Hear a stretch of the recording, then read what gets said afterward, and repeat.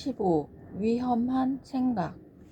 나는 북경에 도착하자마자 북경의 공산당 비서가 되었으며 또한 인사 문제를 관장하는 화북조직위원회 위원으로 선출되기도 하였다. 붙잡히기만 하면 죽음이라는 벌칙이 따르기 때문에 모든 것이 극비리의 지하에서 이루어졌다. 나는 다시 활동적인 일에 종사하게 되어 기쁘기 그지없었고 우리의 혁명운동을 수행해 나갈 계획으로 머리가 꽉 차 있었다. 내 경력이 좋았기 때문에 중국인, 조선인 할 것 없이 모두 나를 신뢰하였으며 그래서 일이 잘 되어 나갔다. 북경 지부의 우두머리로서의 내 임무도 수행해야 함은 물론이지만 내 특별한 임무는 화북과 만주에 있는 조선인 및 중국인의 모든 혁명활동을 조정하는 것이었다. 그 후 나는 한 아가씨를 알게 되었다. 그것은 내가 의장을 맡고 있는 당의 활동가 회의에서였다. 이 아가씨는 토론할 때 지도적인 역할을 해냈는데 매우 총명하고 경험이 많은 것 같았다. 회의가 끝날 때까지 계속해서 나는 그녀에게 시선이 끌렸다. 그렇지만 그녀에 대한 일종의 경쟁심 같은 것이 일어나서 그녀에게 좋은 인상을 심어주려고 노력하였다. 그녀는 예쁘지는 않았지만 강인한 얼굴 모습을 하고 있었으며 특이한 매력을 가지고 있었다. 그날 오후 이 자극으로 나는 딴 때와는 달리 머리가 잘 돌아가고 현명하며 재기가 번뜩이는 듯이 스스로 생각되었다. 회의가 끝난 후 그녀는 나에게 다가와서 자기소개를 하고 자신의 이력을 말해주었다. 분명히 그녀는 나와 사귀기를 원하고 있었으며 그녀의 총명한 두 눈은 나에 대한 숭배로 빛나고 있었다. 나는 즉시 서둘러서 자기 방어책을 강구하였고 의례적이고 신통치 않은 태도를 취하였다. 그 후 며칠 동안은 이 중국인 아가씨가 끊임없이 떠올랐지만 그녀의 모습을 내 마음속에서 몰아내려고 애를 썼다. 일주일 후에 나는 그녀한테서 쪽지를 하나 받았다. 거기에는 몇 가지 이론 문제에 대해 나와 토의하고 싶다며 나의 도움이 필요하다고 쓰여 있었다. 나는 그 편지를 무시하고는 절대로 그녀와 사귀지 않겠다고 분명하게 결심하였다. 위험하게 될 가능성이 있었던 것이다. 며칠이 지난 후 나는 이중의 의미를 지닌 편지를 받았다. 나는 무례하다거나 우호적인 행동을 하고 싶지 않았다. 게다가 나는 연애니 그런 일에는 전혀 신경 쓰고 있지 않다는 사실을 확실하게 그녀에게 알려주는 것이 아마도 가장 현명한 처사일 것이라는 생각이 들었다. 그래서 그녀를 만나러 갔다. 그녀는 소탈하고 정직하며 또한 감지력이 뛰어났다. 나는 누구를 막론하고 이런 성품을 가진 사람을 대단히 예찬하고 있었다. 그녀에게는 수줍어한다거나 교태를 부리는 면이 하나도 없었다. 내가 너무 바빠서 도저히 그녀와 이야기하거나 개인적인 일로 방문할 만한 시간이 전혀 없다고 말하자 그녀는 나를 똑바로 쳐다보더니 담백하게 말했다. 나는 당신을 매우 좋아합니다. 당신과 나는 같은 종류의 사람이에요. 우리가 친구가 된다면 서로 즐거우리라고 생각해요. 나는 당신에게 나를 사랑해 달라고 부탁하지는 않겠어요.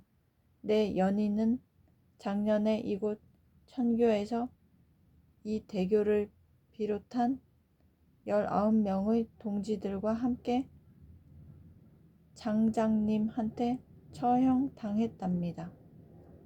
그 이후로 나는 계속 마음이 언짢았어요. 또한 생활이 하도 허전해서 그동안 고통받았고 그 손실을 채워줄 만한 것을 하나도 발견할 수가 없었어요. 나는 아무한테나 쉽게 마음을 주지 않아요. 만약 당신이 나를 좋아한다면 그것은 나 자신뿐만 아니라 당신에게도 의미 없는 일은 아니라고 확신해도 좋을 거예요. 당신이 여자들에 대해서 전혀 관심이 없다는 것도 잘 알고 있어요. 그렇기 때문에 우리의 우정이 보통의 우정과는 다르지 않을까 하는 생각이 드는군요. 나는 쩔쩔매었다. 그러자니 오래전부터 갖고 있던 부끄러움과 당혹감이 엄습해 오는 것이었다. 어떻게 하든 빠져나가려고 안달이 나서 나는 매우 거칠게 말했다. 제발 이러지 말아주세요. 나는 어떤 아가씨와도 연애를 해본 적이 없어요. 게다가 1923년 이래 이 문제로 내 혁명 활동이 절대로 방해받지 않게 하겠다고 맹세해 왔어요. 내가 당신과 가까이 지낼 수 없는 것은 개인적인 이유 때문이 아니라 이미 오래전에 이런 결정을 내렸기 때문이랍니다.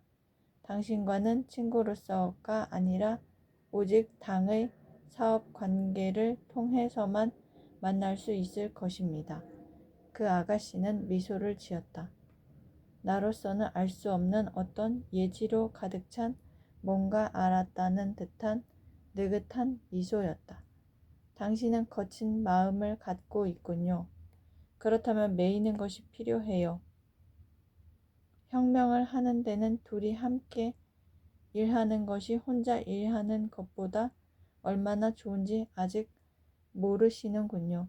내가 당신 일을 도울 수도 있고 또한 당신이 나를 도와줄 수도 있어요.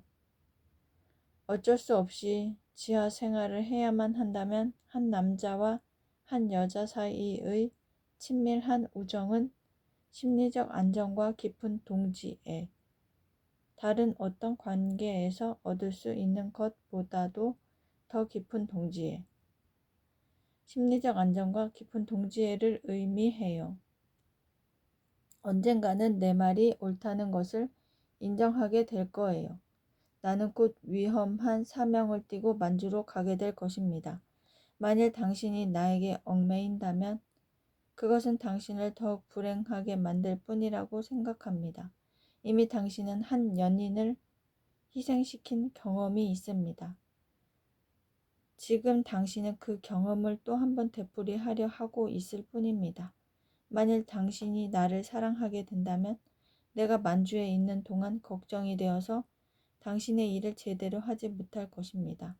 또한 만일 내가 당신을 사랑하게 된다면 내 마음이 깨끗하지 못하여 목숨을 걸 만큼 그렇게 열성적으로 일하지 못하게 될 것입니다.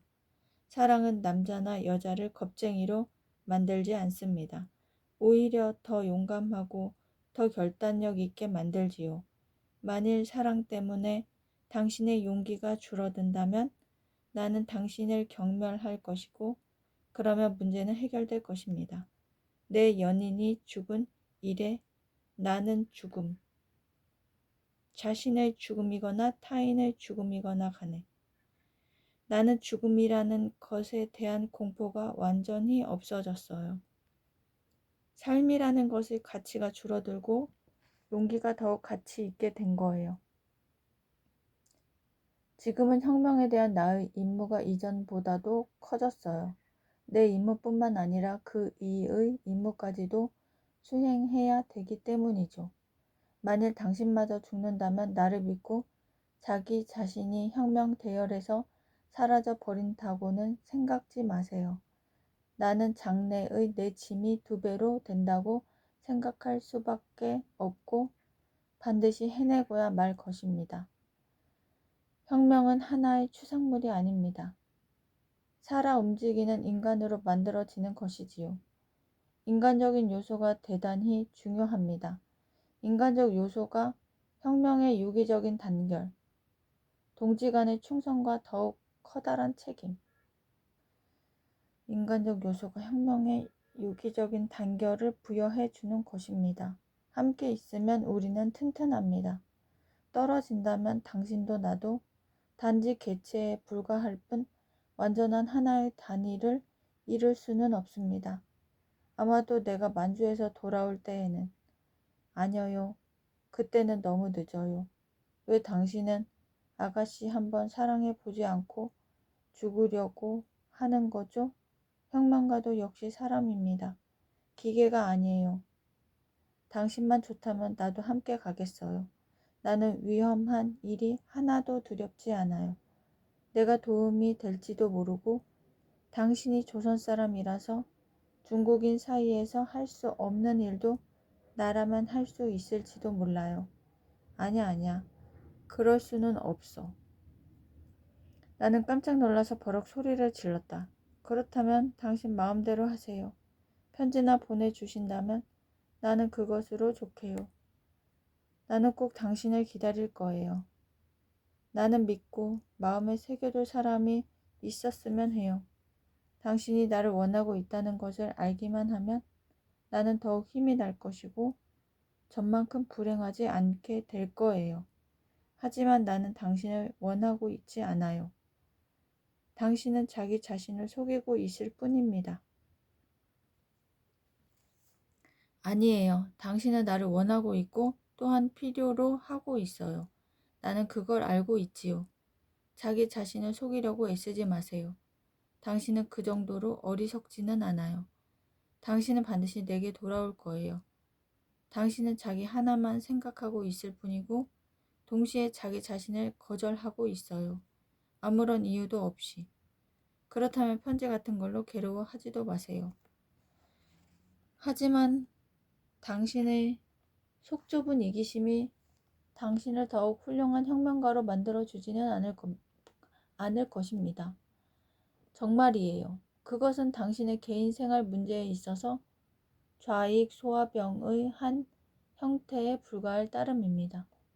그것은 자연스럽다기보다는 낭만에 더욱 가까워요. 잘 있어요.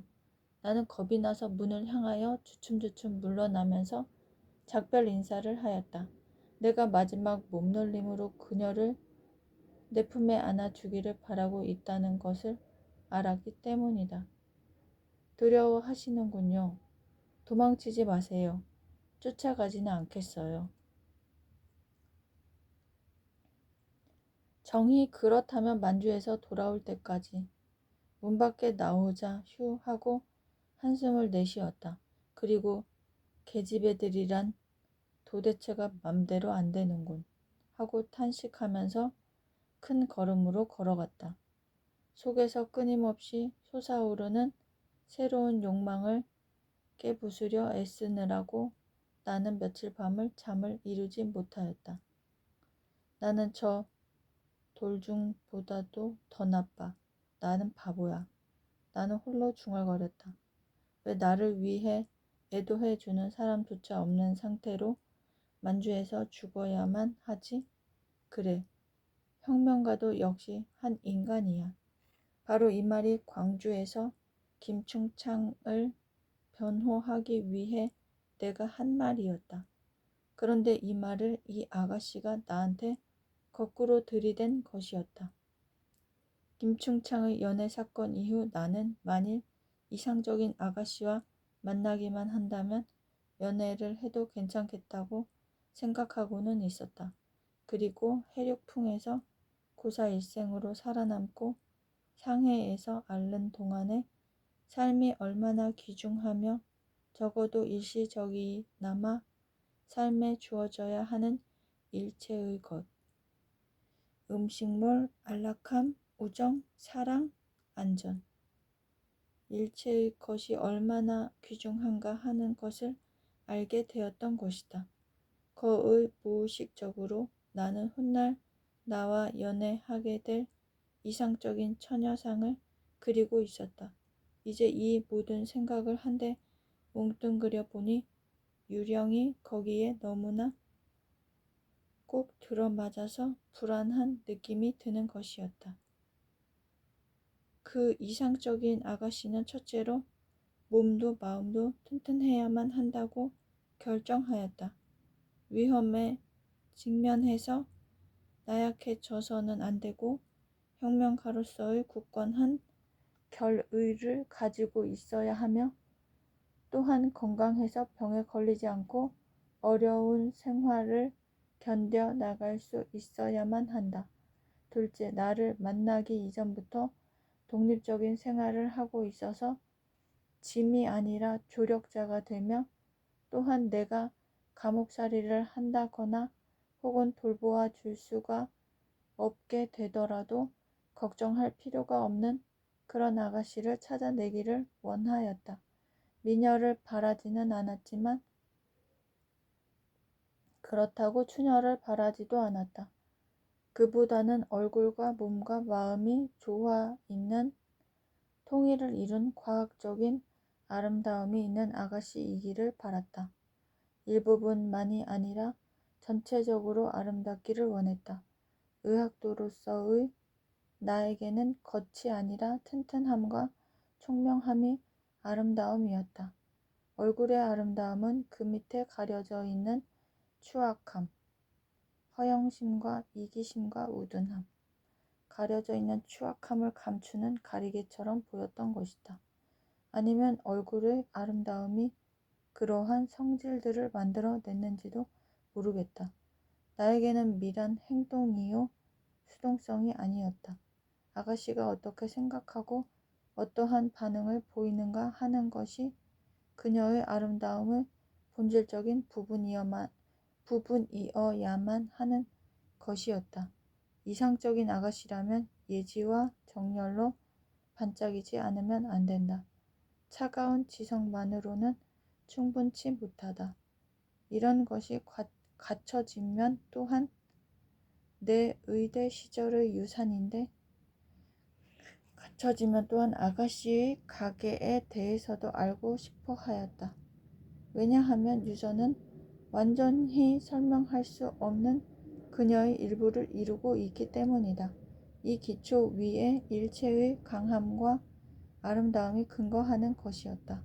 만일 어린애가 생기게 된다면 그 애는 자기에게 주게끔 되어 있는 것만을 물려받을 것이기 때문이다.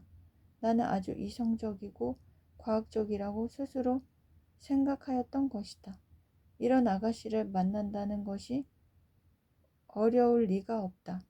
그렇지만 내가 그런 아가씨를 찾아내리라고는 절대로 생각하지 않았다. 내 이상은 그 수준에 미달되는 유혹으로부터 나를 지키려는 방패였던 것이다.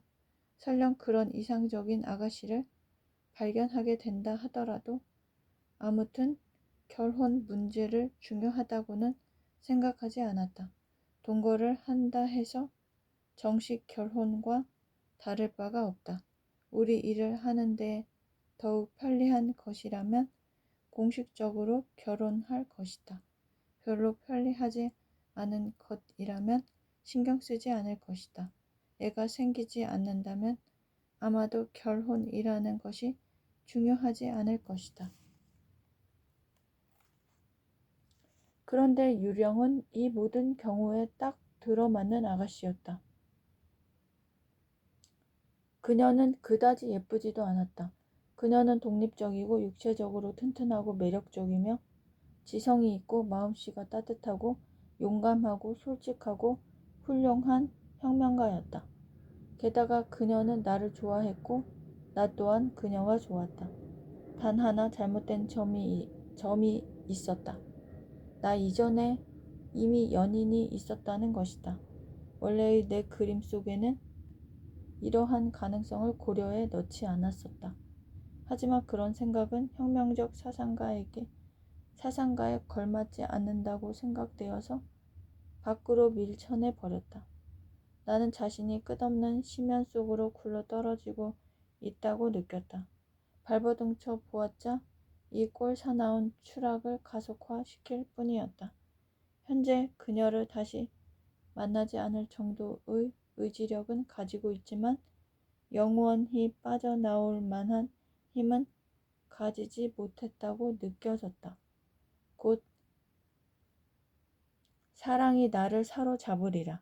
만일 내가 지금 이토록 어색하게 느끼고 있는 저 이상한 불안감이 이미 그 뻗쳐오는 촉수에 닿아 있지 않다 해도 당신은 나에게 돌아오고야 말 거예요. 라고 한 이 아가씨의 침착하고 예언자적인 보증의 말은 일종의 체면술이었다. 그녀는 누구나 단지 두려워하기만 할 뿐 저항할 수 없는 어떤 신비와 손을 잡고 있는 것처럼 보였다. 만주에서 돌아온 뒤에는 아마도